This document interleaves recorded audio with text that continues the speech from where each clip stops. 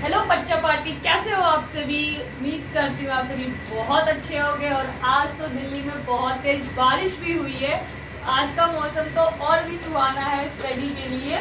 ठीक है, चलो अभी तक हमने कहाँ तक क्वेश्चंस किए थे। क्वेश्चन नंबर 18 तक हमने कंप्लीट कर लिया था। और उम्मीद करती हूँ बच्चों ने भी पूरे क्वेश्चंस खुद से ट्राई करके सारे एक क्वेश्चन जो मैंने कराया है और जो आपको होमवर्क में दिया था वो भी कंप्लीट कर लिया होगा। ठीक है, और आज का सेशन हम क्या करेंगे, क्वेश्चन नंबर 19 से स्टार्ट करेंगे। बट क्वेश्चन नंबर 20 हम पहले लेंगे। क्वेश्चन नंबर 19 जो है हम सेशन के लास्ट में लेंगे। ठीक है, चलो क्वेश्चन नंबर 20 देखते हैं। देखो क्वेश्चन नंबर 20 क्या कह रहा है। Is the function define f of x equals to x square minus sin x plus 5 continuous at x equals to pi. चलो ये करना है हमें। ठीक है, इसको अब हमें देखना है कि क्या ये फंक्शन कॉन्टिन्यूअस है या नहीं, किस पॉइंट पे x इक्वल्स टू पाई पे। ठीक है, चलो यहाँ पे गौर देने वाली बात ये है, देखो यहाँ पे लेफ्ट हैंड साइड और राइट हैंड साइड लिमिट का क्या हम यूज करेंगे, नहीं करेंगे। क्यों? क्योंकि यहाँ पाई के साथ कोई कंडीशंस नहीं दी हुई है। अगर कंडीशन दी हुई होती कि पाई जो x है हमारा वो लेस देन पाई है या मोर देन पाई है। ठीक है, इसीलिए यहाँ पर हम लेफ्ट हैंड साइड और राइट हैंड साइड यूज नहीं करेंगे। चलो यहाँ पर हम लेफ्ट हैंड साइड और राइट हैंड साइड लिमिट तो यूज नहीं करेंगे, सिर्फ डायरेक्ट वैल्यू और डायरेक्ट लिमिट यूज करेंगे। ठीक है, देखो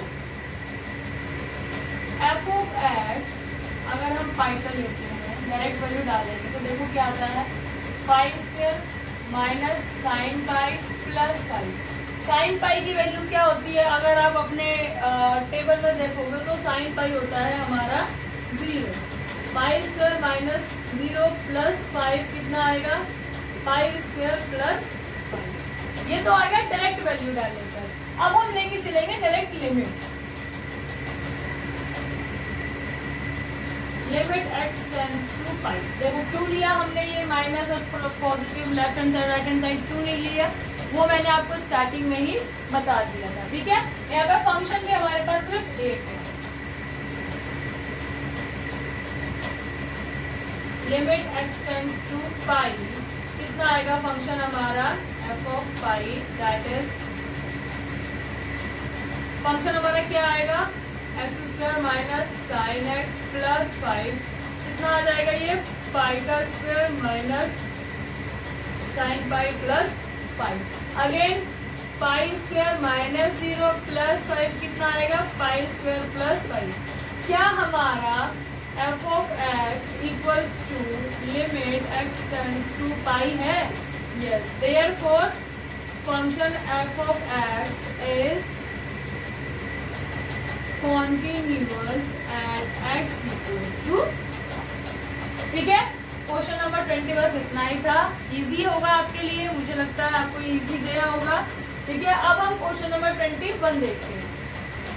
क्वेश्चन नंबर 21 करने से पहले हमें एक थ्योरम है आपकी बुक का 5.2.1 algebra of continuous function. Algebra means plus minus multiply divide in सब के रिगार्डिंग एक आपका थ्योरम है। थ्योरम क्या कहता है कि जब दो कॉन्टिन्यूअस फंक्शंस का आपस में प्लस करें या माइनस करें या डिवाइड करें या मल्टीप्लाई करें, वो सारे क्या आएंगे, उनका जो रिजल्ट आएगा वो भी क्या होगा, एक कॉन्टिन्यूअस फंक्शन होगा।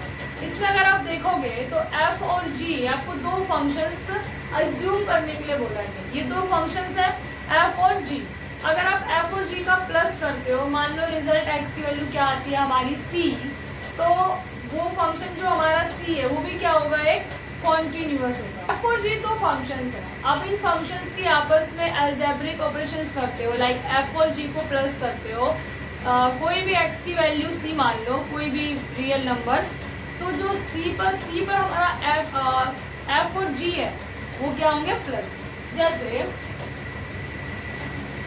Let's assume that f and g are two functions. ठीक है, f और g क्या है, हमारे दो फंक्शंस हैं।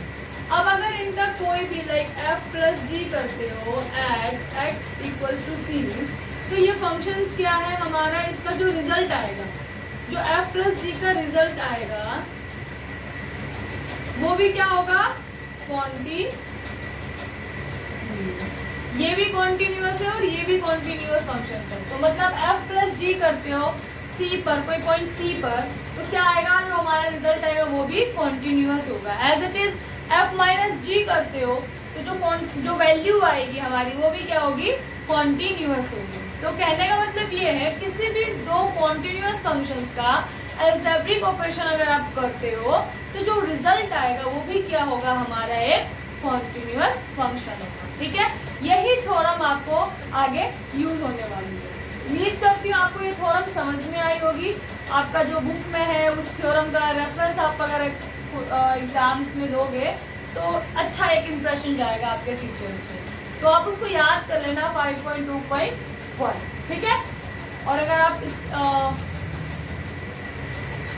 आप इस थ्योरम का नाम भी दे दोगे ना, अलजेब्रा ऑफ कॉन्टिन्यूअस फंक्शन, तो और भी अच्छा इंप्रेशन जाएगा। ठीक है, चलो क्वेश्चन नंबर 21 देखते हैं। क्वेश्चन नंबर 21 देखो क्या बोल रहा है, discuss the quantity of the following functions defined by x. अब देखो यहाँ पर आपको कोई क्वेश्चन सॉल्व नहीं करना है, जो अभी आपको थ्योरम बताया ना उसका ही यूज करना है। कैसे, देखो यहाँ पे कोई हमें पॉइंट तो दिया नहीं है कि इस पॉइंट पे इसका कॉन्टिन्यूटी निकालो, या कोई अदर कंडीशंस दी नहीं है, बस आपको पूछा है कि क्या ये कॉन्टिन्यूअस है या नहीं। एक चीज जो आपको थ्योरम में ध्यान रखनी है, उन जो थ्योरम है वो दोनों ही कंडीशंस में, मतलब जो हमारा फर्स्ट एफ फंक्शन है और जो जी फंक्शन है, दोनों ही कॉन्टिन्यूअस फंक्शंस हैं। अगर एक फंक्शन हमारा डिसकॉन्टिन्यूअस हुआ और दूसरा कॉन्टिन्यूअस हुआ तो ये नहीं कह सकते हम कि वो कॉन्टिन्यूअस होगा ही होगा। तो कंडीशन क्या है कि दोनों ही फंक्शन क्या होने चाहिए, continuous to perform algebraic operations. ठीक है, चलो देखो साइन एक्स और कॉस एक्स, मैंने अपने इंट्रोडक्शन की वीडियो में आपको समझाया था। साइन एक्स और कॉस एक्स के जो ग्राफिकल डायग्रामेटिक ग्राफ जो है, जो ग्राफिकल अगर आप साइन कॉस को देखोगे तो ये क्या है, कॉन्टिन्यूअस है। तो ये फंक्शंस क्या होते हैं, कॉन्टिन्यूअस फंक्शंस होते हैं। साइन भी इंडिविजुअली अपना कॉन्टिन्यूअस होता है और कॉस भी अपना इंडिविजुअली क्या होता है, कॉन्टिन्यूअस होता है। तो क्या ये दोनों फंक्शंस कॉन्टिन्यूअस है? यस। अगर मैं इसको f मानूं, इसको मैं g मानूं, तो इन दोनों का अलजेब्रिक ऑपरेशन भी क्या आएगा, एक कॉन्टिन्यूअस फंक्शन आएगा। तो इसको ही क्या करना, हमें एक स्टेटमेंट में लिख के देना है। देखो कैसे, since sin x and cos x are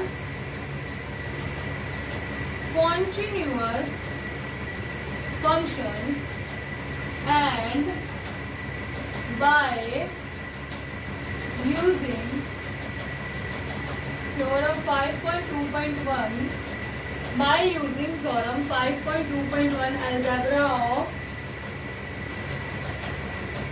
continuous functions, f of x equals to sin x plus cos x is continuous। ठीक है, बस इतना ही आपको हर एक स्टेटमेंट में देना पड़ेगा, क्योंकि देखो हमने थ्योरम यूज करके बता दिया कि इस थ्योरम के अकॉर्डिंग अगर कोई भी दो फंक्शंस हमारे जो कॉन्टिन्यूअस में है उनका प्लस करते हैं तो भी रिजल्ट जो आता है वो क्या होता है, हमारा कॉन्टिन्यूअस। माइनस करते हैं फिर भी, और मल्टीप्लाई या डिवाइड करते हैं तो भी हमारा वो फंक्शन क्या होता है, कॉन्टिन्यूअस। ठीक है, एज इट इज इसका जो सेकेंड पार्ट है, as it is second part देखो तो उसमें क्या है, यहाँ पर बीच में माइनस का साइन है, या वहाँ पे भी यही लिखोगे। साइन और कॉस हमारे क्या है, कॉन्टिन्यूअस फंक्शन, और साइन और कॉस क्या है, हमारे कॉन्टिन्यूअस फंक्शन। और by using theorem 5.2.1 this function is also are continuous function. ठीक है, as it is C part जो है उसमें भी आपको यही स्टेटमेंट लिखना है। देखो मेरा मोटिव आपको क्वेश्चन सॉल्व करवाना नहीं है, मेरा मोटिव ये है कि आपके कंसेप्ट्स एकदम क्लैरिफाई हो जाए ताकि क्वेश्चंस को आपको करवाने की जरूरत ही ना पड़े। यहाँ आपका कंसेप्ट ये यूज हुआ कि आपके पास थ्योरम थे, आपने उस थ्योरम को अप्लाई किया। मैंने कोई आपको स्टेटमेंट रटवाई नहीं है, आप ये स्टेटमेंट खुद भी बना सकते हो। बस मेरे लिए क्या इंपॉर्टेंट है कि आपको क्वेश्चन समझ में आना चाहिए, ठीक है। क्वेश्चन नंबर 21 का सारे पार्ट्स क्यों कॉन्टिन्यूअस होंगे, क्योंकि आपकी थ्योरम कहती है। और हमारा साइन और कॉस क्यों कॉन्टिन्यूअस हो गई है, मैंने आपको इंट्रोडक्शन की वीडियो में बताया है, ठीक है।